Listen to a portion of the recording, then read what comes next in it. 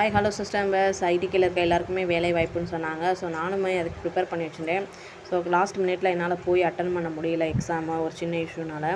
So ரொம்ப கவலையாக இருக்குது. ஸோ ஏதோ நம்மளுக்கு கிடைக்குன்றக்கோ அது கிடைக்கும் கண்டிப்பாக. ஸோ அது இல்லாட்டி என்ன அடுத்து நம்மளுக்கான வருமான வாய்ப்பு தான் இதில் இருக்கே அப்படின்னு மனசை தேற்றிக்க வேண்டியதான். 2வது வாரத்துலேருந்து போட ஆரம்பிச்சிடுவேன்னு சொன்னாங்க. ஸோ இப்போ கொஞ்சம் சீக்கிரம் போட்டால் நல்லாயிருக்கும்னு நினைக்கிறேன். ஏன்னா எல்லா பிரச்சனைகள் அடுத்தடுத்து வந்துக்கிட்டே தான் இருக்க மாதிரி இருக்குது. ஸோ சொல்யூஷன் ஒன்றும் கிடச்ச மாதிரி தெரியல இப்போ வரைக்கும். ஸோ நம்ம நேரமோ என்னமோ நம்மளுக்கு எதுக்குமே செட் ஆக மாட்டேங்குது அப்படின்னு நான் நினைக்க மாட்டேன் எப்பயுமேவும்.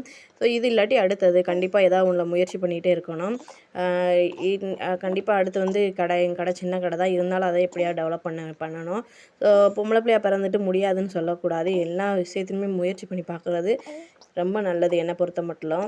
நான் மட்டும் இல்லை, எல்லா பெண்களுமே ஏதோ ஒரு வகையில் முயற்சி பண்ணிக்கிட்டே இருப்பாங்க நல்ல குடும்பத்தை முன்னேற்றுறதுக்கு. உண்மையிலேயும் முடியாதுன்னு சொல்லாமல் எல்லாருமே ட்ரை பண்ணி பாருங்கள். கண்டிப்பாக நம்மளுக்கான பலன் கிடைக்கும். ஸோ அப்படி தான் நானுமே இந்த வேலைவாய்ப்பு இல்லாட்டி அடுத்த வேலைவாய்ப்பு கண்டிப்பாக நம்மளுக்கு கிடைக்கும். ஸோ என்னோடய இஷ்யூனால் நான் வந்து என்னோட தான் குற்றம் சொல்லணுமே சொல்ல வேறு யாரையும் நான் குறை சொல்ல மாட்டேன், குத்தம்னு சொல்ல மாட்டேன்.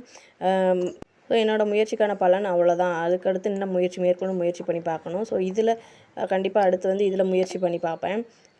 கடை இருக்குது, கடையும் கொஞ்சம் முடிஞ்ச வரைக்கும் அதையும் முன்னேற்றக்கான முயற்சியில் ஈடுபடுவேன்.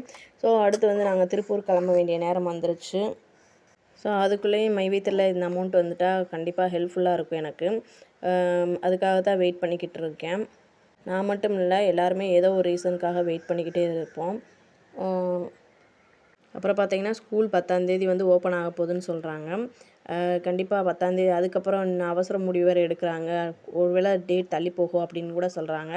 ஸோ எது எப்படியோ குழந்தைங்கள வந்து நல்ல மைண்ட் செட்டில் வச்சுக்கோங்க. ஸோ ஸ்கூலுக்கு போகணும் செய்யணும் அப்படின்றத வந்து படிப்பு ஒன்றுமே கான்சன்ட்ரேட் பண்ணுங்கள் அப்படின்னு சொல்லி பிள்ளைகளை வந்து கொண்டு வாங்க. ஸோ எனக்கு தெரிஞ்ச சின்ன சின்ன டிப்ஸ்லாம் நான் கூட ஷேர் பண்ணுறேன். Thanks to all friends, sister and brothers.